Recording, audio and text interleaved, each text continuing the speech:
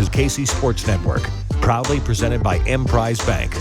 Hello, and welcome to another 3 Mall Pod, as I'm your host, Cole Manbeck, joined as always by publisher and editor at K-State Online on the On3 Network, Derek Young, and we are here to talk a little celebratory good news pod, as Kansas State has landed a couple of commitments on the basketball front. They also landed a football commit in the backup quarterback, and Taquan Roberson. We'll hit on that at the end of this podcast, but we're going to talk about transfer portal updates on the football and the basketball front, starting with K-State hoops, which is the big news with the Wildcats landing coveted big man Achor Achor, which became public on Thursday evening, which calls for a glass of your favorite Ben Holiday or your favorite Holiday Distillery product. So go get stocked up with some Ben Holiday bottled in bond bourbon from the fine folks over at Holiday Distillery who support us on 3 Mall. Ben Holiday bottled in bond bourbon is my go-to drink. I've got several bottles in my basement bar.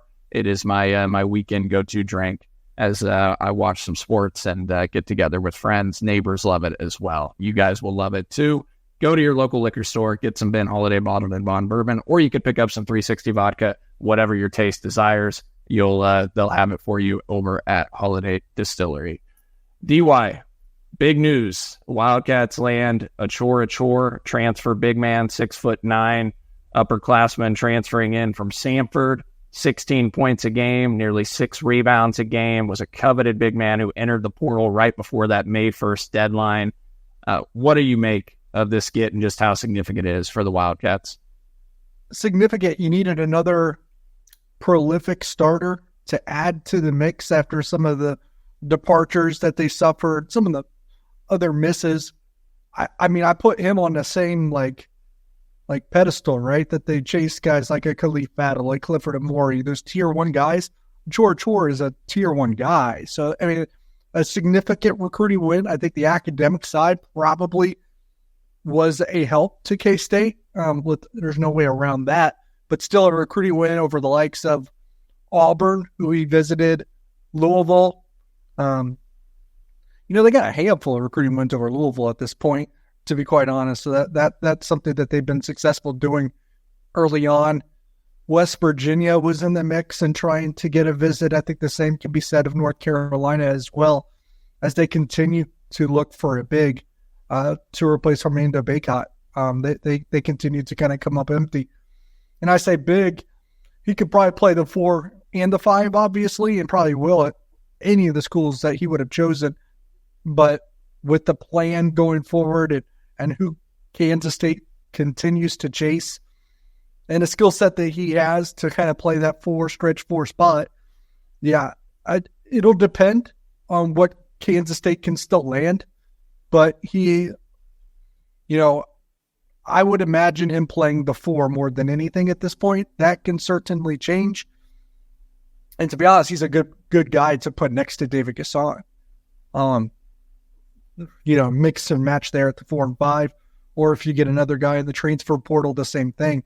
So I just think from a roster construction fit standpoint, he fits well next to a lot of the other front court players that they have on the team or will land or could land on the team. And to be honest, some of the shooting numbers, they're good.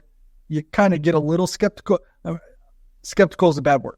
I just wonder how much that translates. It's not the prettiest looking shot, but it does go in at a high rate, so you take it no matter what. But I guess what I was getting to is I think his usage could be similar to what Naquan Tomlin was, a couple of seasons ago at Kansas State. I think it's that kind of thing, which makes sense because I think, Coach Dowling kind of made it clear on X, formerly known as Twitter, that Naquan Tomlin was certainly played a large role into luring Achor to Manhattan, considering that they were both teammates at one point at Chipola College. So, by the way, that JUCO must have been loaded with those two there at the same time. Yeah, Chipola, they were teammates in the 2021-22 season. Achor helped lead Chipola to back-to-back Final Fours of the junior college ranks as well. So, yeah, teammates, Naquan Tomlin, a huge boost. We know that Naquan Tomlin loves Kansas State. He loves his staff, and he has actively tried to help them on the recruiting front, even though he's moved on. So you have to love a guy like Tomlin and what he's done for this program and continue to try to help these guys and guide folks to Kansas State. Dream Dowling made that clear on social media. DY, you mentioned it. I mean, look, this is a guy that, shot 44% from three last year. Now, it was on 62 attempts. He was 27 of 62 from three, but he's good enough to keep you honest. He had a couple threes against KU in the NCAA tournament, and for folks that watched that game, he had 23 points, 8 rebounds against the Jayhawks in the tournament, had a really highlight play dunk where he drove in, hit a couple threes from beyond the arc. So, 62 attempts, not a huge volume, but a pretty good sample size to tell you that he can knock it down. He puts a lot of arc on the shot. The release point is a little different, but it goes in at a pretty good clip. And the other thing I would say, DY, when you look at his shooting, I mean, he was 121 of 170 on free throws, 71% at the foul line, which is a pretty darn good number, especially for a big. So he was able to put it in from there on a 54.3 free throw rate, which is really solid. When I look at that, that encourages me that he can probably be a pretty consistent shooter. And, people didn't want to see like two bigs on the floor again, like last year, that both couldn't shoot and clog the paint. And to me, the big thing with this is like when he's on the floor, defenses have to be honest there. If he goes out on the perimeter, he can stretch the floor and space it a little bit better. Yeah, and athletic enough to guard multiple spots too. And I think that's also important. But if you want to put him next to David Gasson, you could kind of skipping ahead. Excuse me. If you were to close on someone like Ugonna Onyenso, you could play those two together. He's the kind of big 4-man, whatever you want to call him, stretch 4. He's still the kind of guy in the front court that you could play with another big because he has the ability to space the floor, stretch the floor, because he can keep teams honest and he can guard multiple positions. Yeah, and 59% from the floor last year. He had an effective field goal percentage of 62.3%. That actually ranked 60th in all of college basketball in effective field goal percentage. I actually pulled the Bart Torvik numbers for how he stacked up among power forward centers. So power forward centers, Bart Torvik kind of merges those two together in one of the categories you can do. And when you look at that, Achor ranked 10th in the country out of those groups, that's position group, and effective field goal percentage, 8th in block rate. His block rate, by the way, was 8.8%. It's a really good block rate. 10th in usage rate, and 23rd in offensive rating among power forwards and centers per Bart Torvik. So a 119 offensive rating, which is a terrific number, a 28.7 usage rate. That's a high number. So he did this on a high number of usage. And, when you look at his per 40 numbers, DY, the thing that's so impressive about him, and again, keep in mind, this was a SoCon conference and it was Samford, so the level of competition wasn't as high as what you'll see at, the Big 12 and at the Power 6 level consistently game in and game out. But on a per 40 basis, he only played 22 minutes a game and he averaged 16 points and over 6 rebounds per game. On a per 40 basis, that calculates out to 28.3 points, 10.8 rebounds, 3.2 blocks per game. If I look at some of the other bigs that K-State chased, or some of the top tier bigs in the portal, and again, they're a little bit different players, but Clifford Amore, his per 40, 15.5 points, 12.4 rebounds, 4.3 blocks. Nick Pringle was 14.8 points, 11.2 rebounds, 1.5 blocks. Omar Ballo, 19.9 points, 15.6 rebounds, 1.9 blocks. I could go up and down the list. Nobody comes close to the 28.3 points that Achor Achor had.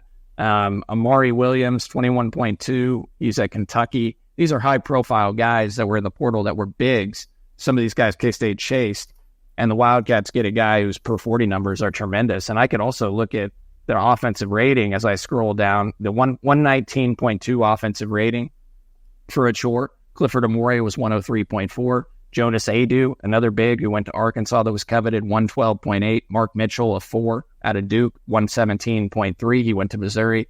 Nick Pringle, 119.5, comparable. Great Osabor, 111.9, the $2 million man reportedly going to Washington, etc. I could go up and down. The bottom line is he's a pretty damn good get. And the transfer portal rankings are up and down with him, but I'm with you. Like, this is a tier 1 get.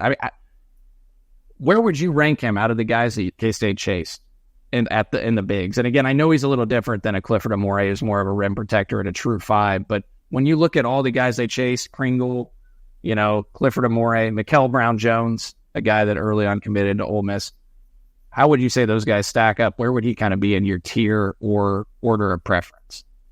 Yeah, he's in that tier, right? Of like if Achor Achor was in the portal in the first week, they would have chased him then, right? So he's available at the end, and they kind of swipe him away at the end. One, because of the academic aspect of it all, but two, because he entered the portal late. If he had entered, at the same time as a Ballo or a Cliff, he'd be just as desired and just as pursued. So I guess that's the way I see it. You got to go out, and I think we wanted them to go and get 2 or 3 tier 1 transfers, and that was some of the idea there, was that you wouldn't lose some of the guys that you ended up losing from your road roster. But they got 2 now, in my opinion, with Doug McDaniel and Achor Achor. Excuse me. And in my opinion, you got guys that are hovering just below that I think have a high ceiling, especially CJ Jones. If you're asking me who we say at the end of the season we didn't probably respect enough or is a lot better than maybe we were anticipating or that the general public was projecting, for me, it would probably be CJ Jones. I think he has a chance to make a much larger impact than what most realize. And you still have David Gasson, obviously, too. You could get another tier 1 player. It's not out of the realm of possibility. Yep.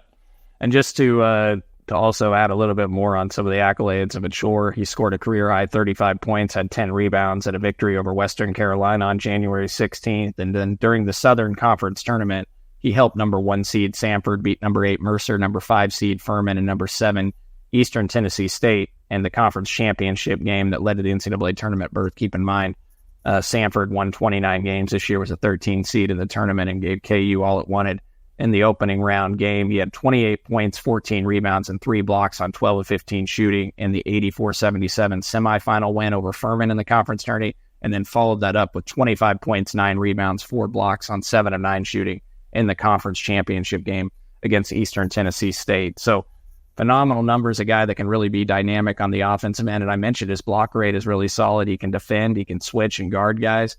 And his super unique story. So we mentioned, Naquan Tomlin, DY. If you read about, Achor Achor, he's got a really unique story. He's originally, Achor is South Sudanese, but according to an article by Jay Goodman, an outstanding column in the Alabama.com, his mom fled South Sudan during the country's civil war. Achor was actually born in Cairo, Egypt, speaks Arabic fluently, and then moved to Melbourne, Australia when he was 5 years old. He played Australian rules football growing up, and that was his favorite sport, according to this article by Jay Goodman. Started playing basketball seriously when he was 17 years old and made the move from Australia to play basketball at a prep school in Sarasota, Florida. So a super unique thing, and he played a really tough position, I guess, in Australian rules football. Played ruck and center half forward, which I guess, according to this article, is an extremely tough position, which tells you about his relentless energy and toughness that he has on the hardwood. So, DY, when I think about this, I'm not only thinking, this is a guy that's a good player already. He didn't really start playing basketball seriously until he was 17 years old. Kind of feels like Naquan Tomlin a little bit, right? Except you've already got the proven production at the NCAA level. Yeah, definitely a guy that probably has even more untapped potential that hasn't been unlocked yet. So that's a really good sign. An interesting wrinkle to it all before we get to the break, too, is just the fact that his transition to another team was always going to probably be a little bit more stark than most, because Samford plays such a distinct and unique brand of basketball to the point. I mean, he's only playing 20-some minutes a game, but that's because they're being asked to press basically 100% of the game. And when you do that, you have to go to your bench a little bit more often. So the defense is going to be a little bit different. The style, the pace, it's a little bit different. It's a little bit more hectic and chaotic at Samford, where there's no breathers there. There's no time to take a deep breath and kind of see what is unfolding. So it'll be interesting, just because I think the brand of basketball from Samford to anywhere is a little drastic. Yeah. there'll be an adjustment for sure for him coming into the Power 6 level and playing a different style of basketball. Bucky McMillan's system, constantly pressing, fast-paced, like you mentioned.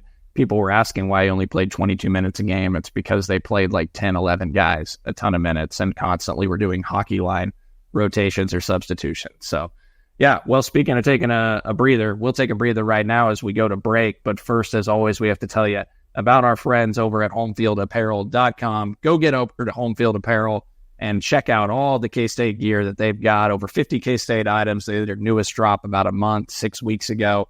Ton of great K-State gear. I've got a ton in my closet. Super comfortable, sleek fit, retro logos. DY, I already see smiling on the screen. So let's see what DY's rocking. This is the only time I'll ever wear this gear. But I wanted to support Doug McDaniel, so I got Michigan. Wow.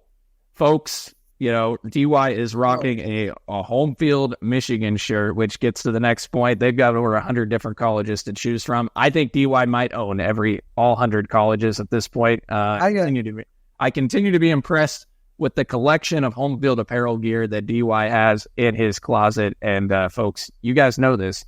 You know, he's an Ohio State guy. All right, so him wearing a Michigan shirt, I could never put a KU home field shirt on DY, so I'm surprised you're able to rock that Michigan shirt with pride. Hey, we got to check it out. DY, do they have a Samford apparel at home field? I don't think so.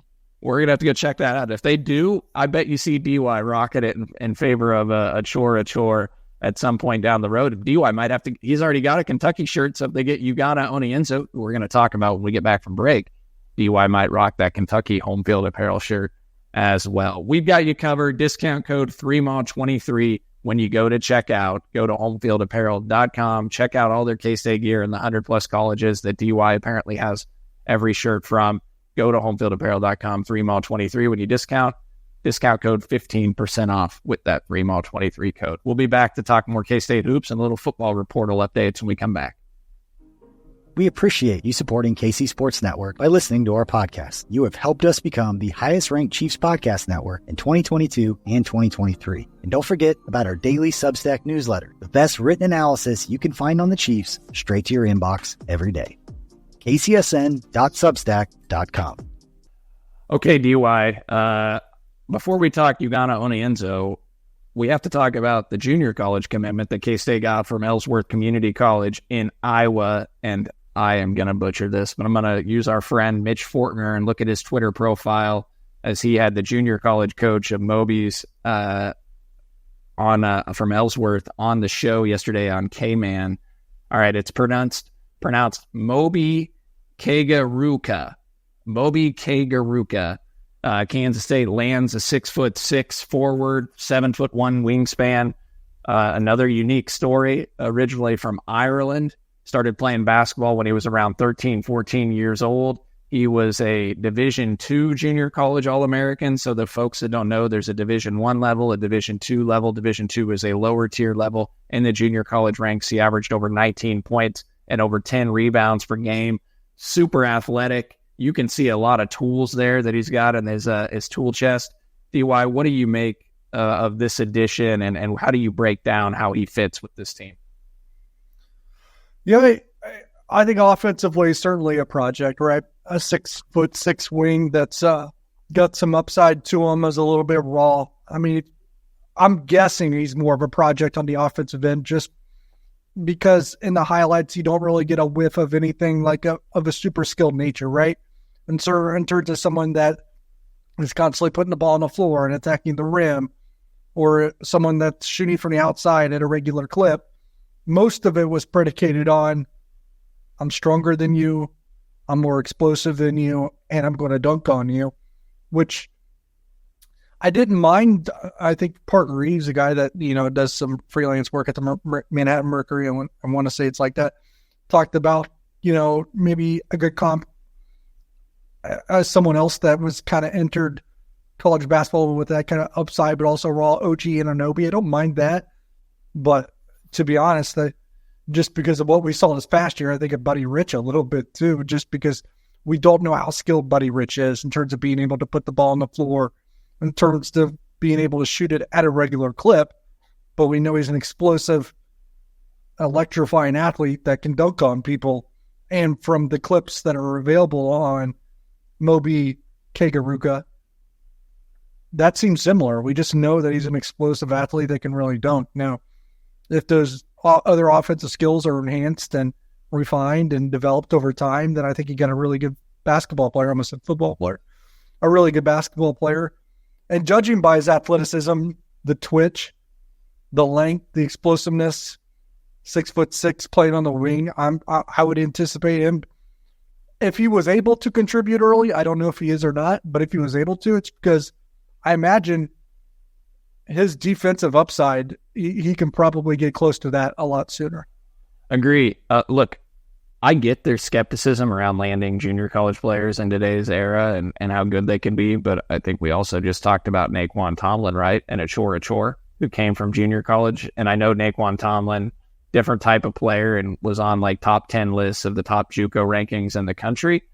But I think something that might give you comfort, DY. So first of all, I think the staff thought that Moby was going to soon blow up on the recruiting trail. I believe he'd visited East Carolina, St. Bonaventure, Oregon State was involved in his recruitment, but they thought a lot of other schools were going to be getting in on him soon. I think the other thing that gives you a little bit of encouragement is Kansas State. They've got a guy in the junior college ranks that helps point them to some kind of, some guys that are super talented. And in this situation, it sounds like K-State may have been pointed in the direction of Moby as a guy to look into that may blow up on the recruiting trail. And this might have been a guy that was going to become more prioritized by other schools here soon. Yeah, I mean, that's the word, that the recruiting traction was beginning to build a little bit, even more beyond the scenes. Hard to prove one way or another. But that was certainly the prevailing wisdom on why Kansas State looked to act pretty quickly and get this done in a rapid manner, so they didn't have to, fend off anyone else or worry about that. So you could connect the dots and say that makes sense, but obviously we can't point to any evidence out there that says so-and-so was pursuing it. But the prevailing wisdom was that he was going to generate a little bit more recruiting attention as time went on. And I think it was kind of happening, right? Because he went from a visit to East Carolina and St. Bonaventure to, we were starting to hear about Oregon State, which is another layer up, and then Kansas State, another layer up. So it's not completely, out of the realm of possibility that was the case, as it was kind of already, trending that way. So I would say it like this. I think he has defensive upside that can probably, bear itself out like now or a lot sooner than his offensive upside. But it's kind of a little bit like a lottery ticket. Anything you can get out of him is probably a bonus. Yeah, I don't know if you'll get much from him this year, but if they land a couple, he's got 3 years to play, by the way, for folks that don't know. If they land a couple of good players to round out the roster to get to 13 scholarships, I mean, I think you can afford guys like this and a Bayfall on your roster as developmental guys that may play a little, and you develop them this year because you'll have enough guys that are going to be capable to compete at this level already, and you take some high upside guys with several years of eligibility remaining that you hope stick around and they develop here.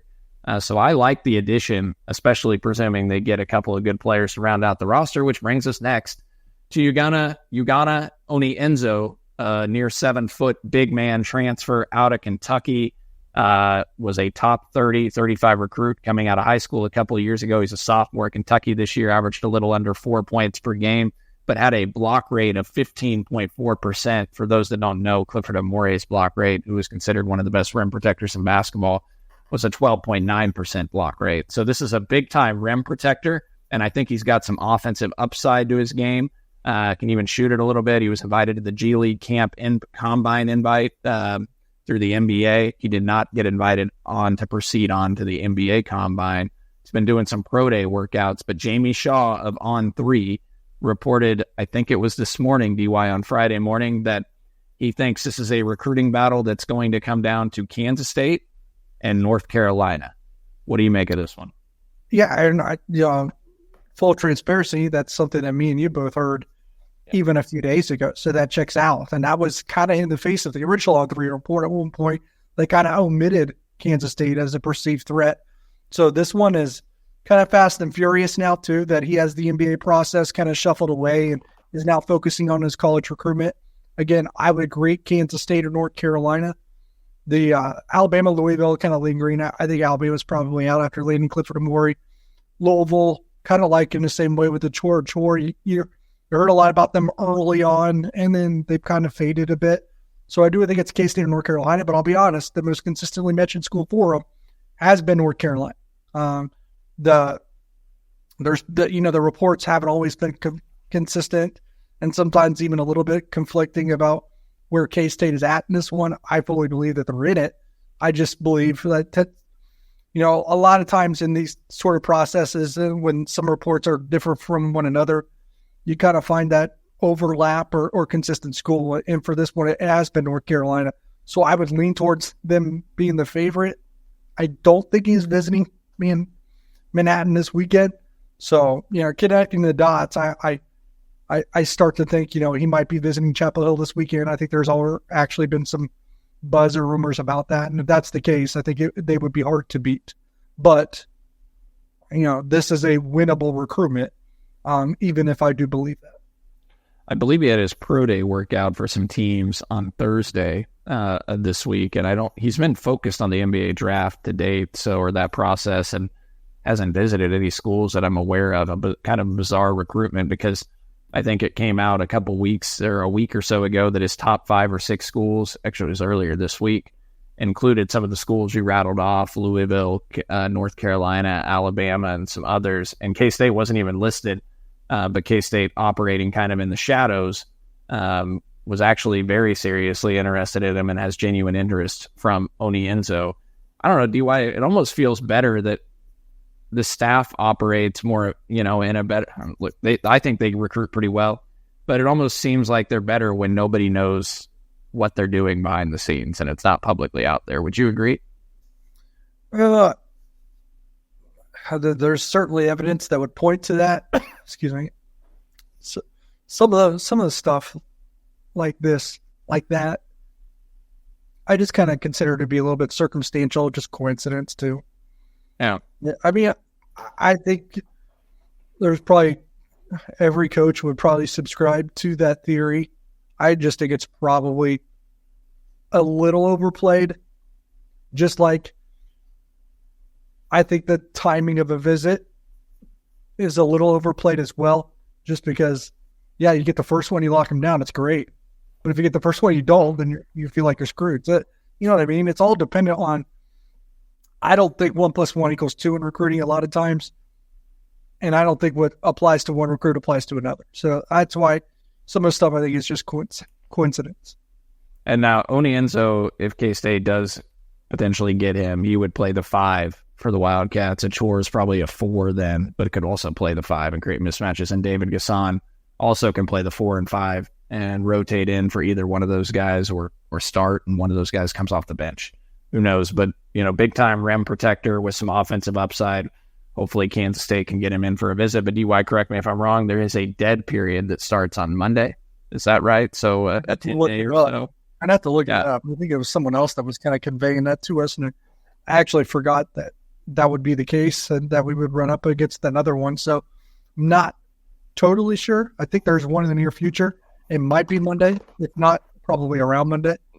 Nick says he thinks it starts on Wednesday. Our producer, May 22nd to June 1st, Nick thinks. So that would give them an opportunity, if it is on Wednesday, to get him in, if he visits North Carolina this weekend, to still get him in for a visit if he doesn't commit, and see if they're able to land him. I would, and I know this is kind of a weird thing to kind of mention or include or have to consider, but the second leg of the Achor Achor tour is next week, and Jerome Tang will be on. Yeah. One of those being up here in Kansas City. So go check it out over at Shawnee Mission Park. Our friends over at KC Capbackers, and be there if you can. Jerome Tang will be there. I think Matt Wells and some other guys on the football staff will be there as well. Maybe some players. We'll see. So go check it out. Should be a good time over in Shawnee Mission Park. I think that's May 22nd, which is right when the dead period actually starts, according to Nick, which would make sense that Jerome Tang is at the Capbackers event. So we'll see where things go with Onyenso. They got a couple scholarships left. I think they're going to be a little more patient and work through some of these guys going through the NBA process and who returns to school, who pulls out. I think they'll still land at least another stud in the portal here as they wrap things up throughout this process. To put a bow on this show, DY, will conclude with Kansas State football earlier this week. Landed their backup quarterback, which we know was a priority for them as they land UConn starting quarterback transfer Taquan Roberson, 5'11" quarterback, dual threat guy that originally started his career at Penn State, was a 4-star recruit out of high school, 4-star QB, and after a few years there, went on to UConn where he threw for over 2,000 yards this last year, had 12 touchdowns, 6 interceptions. K-State secures him despite a few group of 5 schools, looking into him, trying to get him the starting quarterback job. Just how do you assess Roberson and the Wildcats landing his commitment, how big that is for them? It's pretty big. You get a quarterback with FBS experience that's been productive at the FBS level to be your backup. I think that's significant. It's probably all that you could ask for. It's hard to thread that needle because these guys obviously want to play, but he threw for over 2,000 yards last year. I think 12 touchdowns, 6 interceptions as well, if I remember correctly off the top of my head. It was kind of like when Kansas State pursued Cooper Leggett from Utah State, a guy that they wanted to be their backup too, right? I tried to recruit him, but he gets a group of 5 opportunity to perhaps start at Tulsa, and he goes that way. Same thing here. They win the recruitment, but Roberson, I think, had a couple MAC schools that were kind of providing him an opportunity to be the number 1 quarterback in the room had he chosen them. I think the Ohio Bobcats were one, I want to say, but obviously Kansas State was able to convince him to come in. You never know. You're one play away from being on the field if you are the second quarterback. And it was a big need, big necessity for Kansas State to go get someone that had played college football before, because Avery Johnson is, despite only having 1 start in his entire career, under center, 2 total, because he played wide receiver. What was that, against TCU, I think? 2 starts total, 1 at quarterback. Most experienced guy in the room despite that, because the other 2 haven't even taken a college football snap. So they needed someone, an adult in the room, guy that had played college football. And Taquan Roberson, fits the bill. Yeah, big-time addition for the Wildcats, something that they coveted in the portal, a veteran guy that's experienced, has played at this level. So they'll look to land a couple more dudes to fill out the football roster here, linebacker and offensive line potentially if they find somebody they like. But otherwise, I think they've addressed most of their position needs in the spring transfer portal window. Taquan Roberson, a really nice commitment for the Wildcats. All right. We'll wrap it up now, and we'll be back to talk to you early next week. May have a special guest on you for the show early next week, so be on the lookout for that. Tell your friends to get on over, support us on the show, like, subscribe, comment if you would. Subscribe to our YouTube channel and the KCSNU feed as we try to grow that as well, and subscribe or leave a review on Apple or Spotify, wherever it is that you listen to your podcast. Check us out. And go check out all of our sponsors and supporters in Holiday Distillery. Go get your Ben Holiday bottled of Mon Bourbon.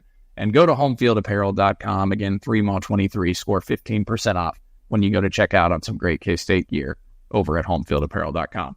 For Derek Young and Nick Springer behind the scenes producing the show, I am Cole Manbeck. Thank you for listening to another episode of 3 Mall.